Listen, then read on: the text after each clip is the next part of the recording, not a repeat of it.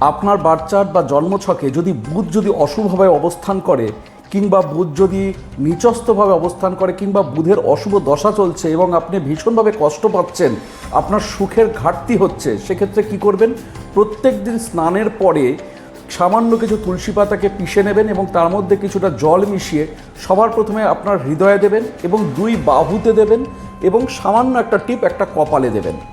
আর জন্মছকে শুক্র যদি অশুভ অবস্থা থাকে কিংবা শুক্রের অশুভ দশা চলছে, এতে আপনার দাম্পত্য জীবন বলুন, ম্যারিটাল লাইফ বলুন, প্রচণ্ড ক্লেশ এবং যন্ত্রণাদায়ক পরিস্থিতির মতো জায়গা তৈরি হয়েছে এবং আপনার সুখ বা লাক্সারি সবটাই ভ্যানিশ হয়ে গিয়েছে, কি করবেন জেনে নিন। প্রত্যেক দিন স্নানের পরে সামান্য গোলাপ জল নেবেন, প্রথমে আপনার হৃদয়ে দেবেন এবং পরে 2 বাহুতে এবং সামান্য একটা টিপ কপালে দেবেন।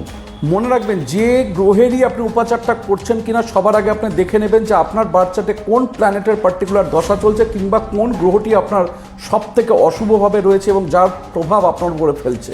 তারপর এই রেমিডিটাকে আপনাকে কন্টিনিউ করে যেতে হবে। মোটামুটি 3 মাস যদি আপনি কন্টিনিউ করেন, আপনি হাতে নাতে সেই রেজাল্ট বা শুভ ফল পাওয়া আপনার স্টার্ট হয়ে যাবে।